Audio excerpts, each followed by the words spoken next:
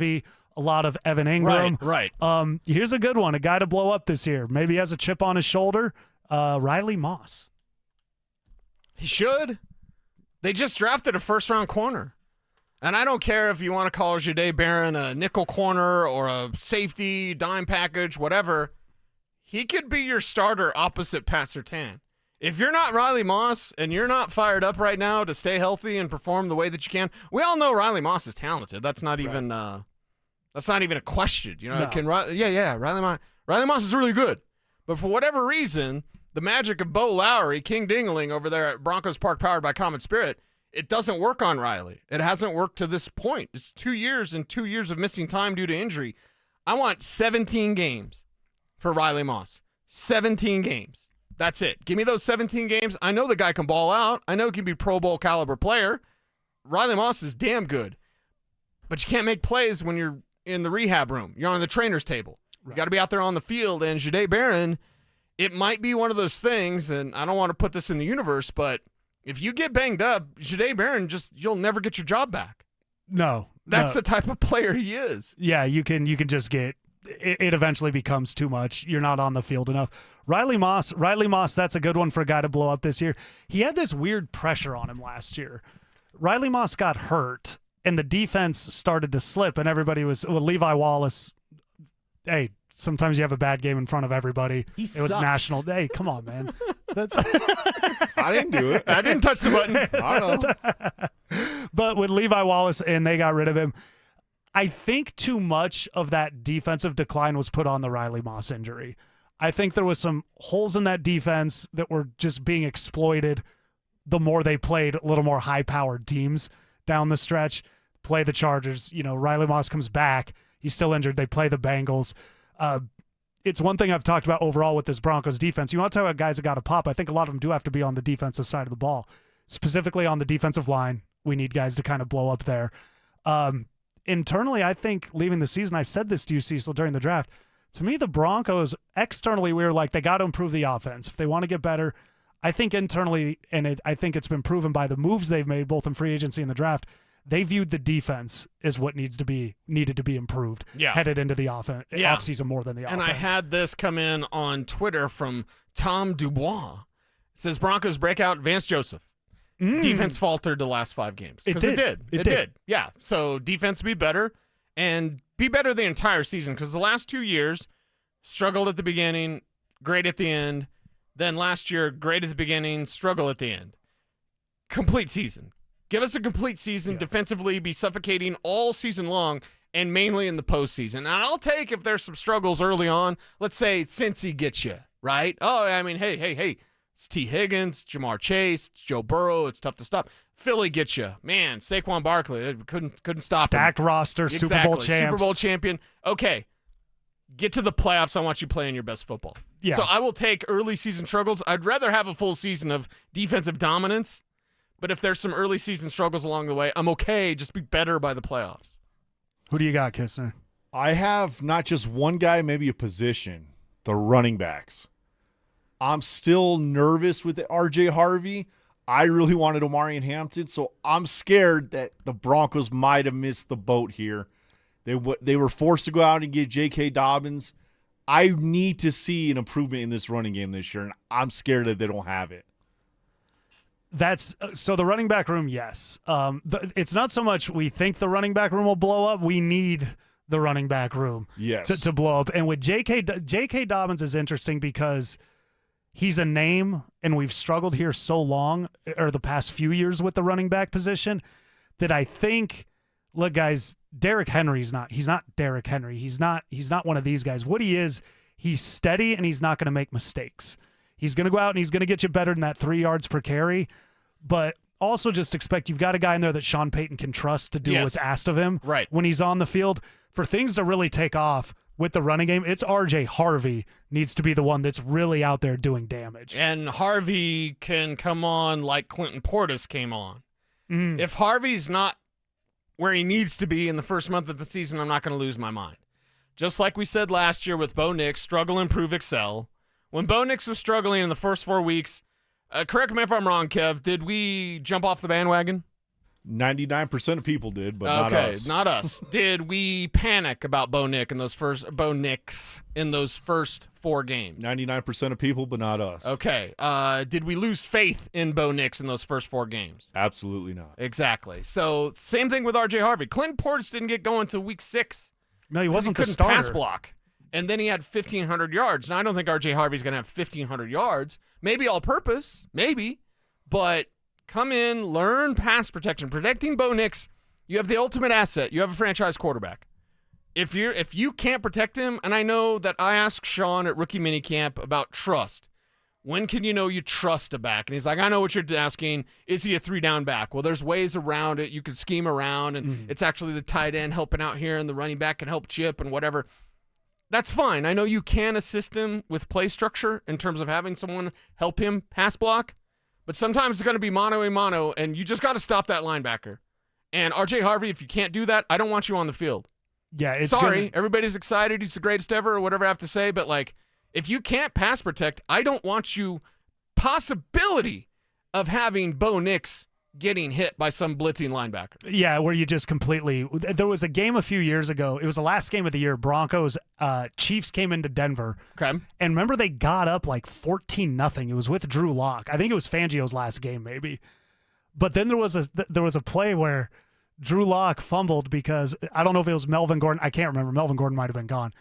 But whoever it was that came through just came through the middle, blew up the linebacker, and nailed Drew Lock, and Lock fumbled. The ball was like, you can't just get blown off like that. And that's why J.K. Dobbins needs to be here. Yes. Is you Needs have to be healthy. When RJ Harvey can't do it, you've got a guy that can go in and is very steady. And it's something you've talked about going back to when it was Melvin Gordon and Phil and everybody through this time, Jaleel. You can't have a tell, especially when you have developing players, and that was the problem with Jaleel McLaughlin last year.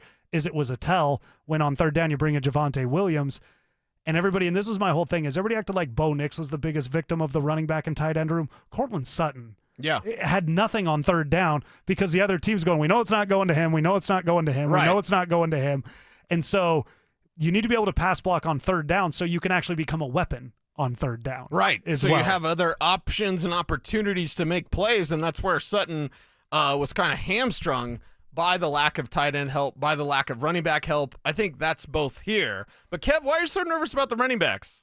Like, what's it going to take? It's J.K. Dobbins. It's veteran now. Health, yeah. Everyone should be, somewhat concerned about that. But I guess that answer from you is kind of surprising today. I think it's just the not being able to pass block right away. Not knowing if he's a full 3-down back. Those are two things that I thought Omari and Hampton had coming into the draft. Oh, so this is a Hampton take. It's a Hampton thing, but it's also I would have taken those other 4 running backs ahead of RJ Harvey. Like they obviously went ahead of him, but those guys, I wanted a full 3-down back. We've watched the Bills have success with it with James Cook. We saw the Ravens obviously do it with Henry. We've seen the Eagles just win a Super Bowl with it. Jahmyr Gibbs, Bijan Robinson. Yeah, the Falcons have nothing else. I'm just scared that the Broncos might have drafted the wrong running back. I would love for them to prove me wrong. They said RJ has the best vision in the draft. Let's see it now. I'm ready. Here's one thing I'll ask you, and this doesn't mean to come off like a jerk. Is it that the other guys you think are better than RJ Harvey, or you knew more about those guys? No, I thought they were better than RJ. You did think they were better. But because RJ was not really a name. We were talking about Judkins and all these other guys and Neal. RJ Harvey just wasn't as much of a name as those guys. Well, and you look at the conference, people will hold that against him in the Big 12. You don't play defense. I remember last year during the season, before the CU game, I was talking to a college football analyst, and he was like, RJ Harvey's one of the most overrated players. And that was a college football analyst, and it's a completely different skill set, but that is going to be held against him until he proves people wrong. Ashton Genty's getting hate out there because, who'd he play against in the Mountain West? Like, okay. I heard the same thing about Marshall Faulk. Right. Oh, he's San in the Diego whack. State. San Diego State. And he always sucked against CSU. Yeah, he did. Go Rams. Hey, by the way, we'll get into it. Neek Clifford, Colorado State, going first round tonight in the NBA draft. So that's he's got a green room invite and everything. So that's cool. But nice. Kevin, I mean, to your point though, Kevin, let's say let's say you like the other guys. Let's just go down that road and say the other guys are bigger names, and that's why you're not as big on RJ Harvey. That matters to RJ Harvey because you were drafted over guys that are or the Broncos elected to fall back and not go after those bigger names. When you don't work out, it compiles more pressure on RJ Harvey because everybody will be like, you could have gotten A, B, and C in the second round if you didn't keep trading back or if you would have traded up. Yeah. But also, we also have to realize, I don't know, Cecil, if you said it or Josh had said it recently, we have to maybe think of RJ Harvey as Bo Nix last year. Maybe he's the perfect fit running back for Sean Payton. Now, if that's the case, then I'll take the biggest L and I'll get out of here. Yeah, you have to. I think honestly that might be the way it's shaping up. Yeah. Because remember, Sean saw RJ and then told himself he had to be quiet. And what does Sean Payton want to do more than anything? Prove to everybody how right he is about everything, right? I mean, hey, George, I hear this a new thing that everyone's calling me that I was right on RJ Harvey. Yeah. I mean, George, I know, I'm not one to break my arm, pat myself on the back, George, but, I think RJ Harvey could be the guy here. Yeah. So I think that because Sean basically had to shut himself up, he didn't want anybody to know, just like they didn't want anybody to know with Bo Nix. And that's why if it's struggle, improve, excel for Bo, it's going to be the same for RJ. We have to wait and see. Now, he should show it as a rookie. This isn't Troy Franklin. I'm giving Troy Franklin 3 years. And I know Dover hates it because, he has some issues with Troy Franklin, which is fine. But as a receiver, you have to take time. As a tight end, you have to take time. Tight end. Running back, I need to see it right now. Yeah, running back translates right away. Wide receiver, a lot of time. Wide receiver doesn't. Defensive tackle takes like 3 years. That's another one. But it's a lot to learn. Tight end's one where that's why getting Ingram was so important, because even if they drafted a guy, it can do that. But one thing I want to point out, it's John Davis filling in for Josh Dover today. The Tribe, send us in where you went to high school, 303-713-1043, almostloud.com text line, and Broncos player you think will blow up. I want to go back to something that we talked about with Sean Payton, with the RJ Harvey, with the Bo Nix. It's a point I'm going to keep coming back to. There is no splashy free agent in Sean Payton's history on the offensive side of the ball. Darren Sproles is probably the biggest one, and that's because he had to replace Reggie Bush. Would you consider Drew Brees? Well, Brees.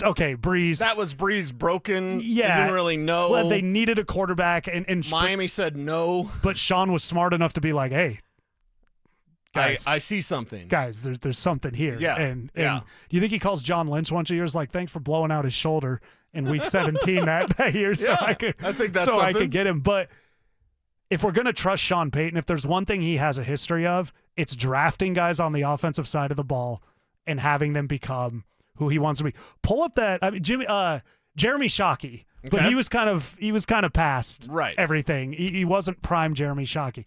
You look at Colston. I get that Ingram and Bush were first-round picks, but they were what he wanted. They were what Sean Payton wanted them to be. You look at Jimmy Graham. He's got a history of finding guys that fit what he wants to do on the offensive side of the ball and being able to execute that. So you talk about, with Bo Nix, people predicting he would do well in Denver. It wasn't predicated on Bo Nix is the greatest of all time. It was Bo Nix plus Sean Payton. Yeah. So RJ Harvey plus Sean Payton. Is Evan Ingram everybody's guy, though? You have to break out, because here's Jeremy Shockey's first year with Sean Payton. 50 catches. Okay, decent. Take it. 483 yards. Not great, Bob. And 0 touchdowns. How many games played? 12. That's not great at all. Well, the 0 touchdowns and then less than 500 yards receiving. And that's where I have Evan Ingram projected for 69 catches. I have him projected for about 650 yards and 3-4 touchdowns. I think there's a lot of people who are expecting 1,000 yards. That's not going to happen. I think there's people that are expecting 8 to 10 touchdowns. That's not going to happen. No. This isn't rookie Evan Ingram. This is Evan Ingram, clear upgrade to what the Broncos had at tight end. But if he came in and put up shocking numbers that first year, that would be disappointing. I do have him projected for more than that, but not these crazy numbers that some out there, wow, Sean Payton, he got his Joker. The Joker can be a decoy. The Joker can just open up things for Marvin Mims behind him on a drag route. It can open up things for Cortland Sutton opposite play side. It can open up things for the rushing game. Even Bo Nix is a runner. If that's what it takes sometimes. Evan Ingram's going to take a lot of defensive attention. And I don't think they're going to have plays designed for Evan, but I don't think Bo's going to force feed him. I think 69 catches is about what he's going to get. And that would be great. And also with Evan Ingram, like you talked about, anybody expecting 8 to 10 touchdowns out of anybody, that is a lot of touchdowns to score. Yeah. It is like, I think people are thinking, oh, score 1 a game. It's a lot to score 10, especially actually from the tight end position. Yes. The tight end position to me, and everybody's probably getting sick of me saying it, I keep repeating third down. Third down was such a problem for the Broncos, because first and second down could be a problem for the Broncos, and they ended up in third and long. It's the point you just made. Sometimes it's not about throwing the ball to a certain guy. It's just making the other team think you're going to throw the ball to this certain guy and letting it open up. It's better for the Broncos offense if Marvin Mims is scaring the other team, and Evan Ingram is helping contribute to that, than Evan Ingram being the one, because Marvin Mims can take the top off. He can flip a game around. So that's kind of one. Ingram being the one to break out, I think that's good. You mentioned a guy, Troy Franklin. I think it's very interesting here. The Elway years got rough post-Super Bowl with the draft. And with that, every year we were putting so much pressure on these rookies to start contributing immediately because there was no depth on that Broncos team. The rookies couldn't play behind anybody for a few years. You know, Jerry Jeudy, I get the social media, I get the drop passes. We put a lot on that guy right away to come in and pop. We didn't really give him any chance to develop. So with Troy Franklin, my point is he's probably developing at the pace a guy that was drafted in the 4th round should be developing. And so I don't know if expecting the fact that he didn't look like an NFL starter in his rookie year is really fair to him, because it's not really appropriate to his skill set and where he was drafted. Yeah, it's something that it's just going to take time. Marvin Mims, it took time. And then Marvin just kind of took his job as de facto joker last year. And now what more can Marvin Mims be? I'm super excited about what he can be going forward because we don't yet know. And he just took his job last year. They didn't have that created for him. Johnny Morton was up in his grill all the time at training camp. Johnny Morton was yelling at Marvin, and Marvin yelled back, and it didn't break him. A lot of guys would get chewed on, and maybe it's a generational thing, but this is football. It's about overweight men and windbreakers yelling at you. It's all the sport's about. Mm-hmm. So when Marvin was getting just berated at training camp and yelling back, showing that frustration, he never showed it in the locker room. I tried to ask him one time about like the opportunity and waiting. I put it in a way that wasn't inflammatory. He didn't take the bait, but you saw it in his eyes, that supreme confidence of like, wait till they get a load of me. That sort of confidence Marvin Mims had. And going forward, I can't wait to see it. That's why Troy Franklin needs 3 years. I know I hate talking about, hey, they're going to run it back with the Nuggets with Jamal and MPJ. I hate that, but that's just what they're going to do. Troy Franklin requires more time. That's just what it is. And just because he's not Brian Thomas right now or Malik Neighbors, he's never going to be those guys. But right now he doesn't need to be. They've got depth. They've got talent. Devon Bailey seems to be taking that step. He was the talk of the offseason, missed mandatory minicamp because of injury. Should be okay for training camp. Only A.T. Perry is not going to be okay for training camp. According to Sean Payton, he might have to miss a little bit of time at the beginning of training camp. So this Broncos wide receiver room is very interesting, but I think questions can be answered, and we can be satiated somewhat quickly. I don't know what it's going to take for Kev to get on board with the running backs, and I don't know at what point, because really, Kev, there's not really a thing you can point to like 1 game or 4 games or 8 games. I just think it has to be the eye test. Yeah, I think it's just going to be how are they helping Bo Nix? How is Bo benefiting from them? When it's 3rd and 1, can they get that 1 yard? If it's 3rd and 2, can they get that 1 yard? You know, if it's a screen pass, is RJ Harvey going to get that first down for us that we need? How is Bo going to benefit from these guys? Because we saw Josh Allen for a long time. He would get there. He played well, but he also struggled because the Bills never had a running game to help him. Now that they get James Cook in there, everything looks really well for him. Can that help Bo out? And I would caution people like we cautioned with Bo last year. Struggle, improve, excel, but more than that, this is specifically for you, Kev, but for it's all the audience out there. Don't stat watch with a Marion Hampton. Ashton Genty's a different thing. There was 1 first-round back this year. Sorry. It wasn't Hampton. He wasn't that he's a second-round graded player. The only first-round back that you had was Ashton Jeanty. He's different. He's going to blow it up. He's going to have success with the Raiders. I hate that he's a Raider, but that's going to happen. Don't look at Hampton. Don't look at Judkins. Don't look at Henderson. Let RJ Harvey be his own man. Yeah. And we can't make that decision within the first 4 weeks like you've explained. Right. So Because I'm with you there. Judkins, it's the Browns, so probably not. But like Judkins might blow it up. Henderson might blow it up. Somebody out there not named RJ Harvey might be having a dominant rookie season, and we can't be shaking our fists like the Broncos could have drafted him. Like, no, let RJ Harvey have some room to breathe. Yeah, and it goes back to my thing through the Elway years. We just thought every rookie needed to come in and be a Pro Bowler right away and didn't understand certain things. They take time to develop. Certain guys, look, Nik Bonitto really started to pop. Malik Jackson, Danny Trevathan. These are guys that were not out the gate starters, but eventually they were developed correctly. And Sean Payton, I mean, we've seen guys develop under him. So I think overall, I think we should be optimistic heading into this. I do, Kev, I am going to give you this, though. With the running back room, let's see it before we start saying it's solved. But also, I think I do agree with that. Also, real quick, and then we could break, we've seen running backs break out super quick as a rookie. So I would say the breakout might come a little quicker than those other guys. If he doesn't show it this year, it's a big problem. That's the thing, is he doesn't need 2 years to develop, but it's a larger conversation and one we can get into maybe as the week goes on. If we're 10 weeks in and it's not there, it's like, oh my God. This is a problem. Yeah. He needs to flash. It needs to be about week 5. And that if he doesn't at the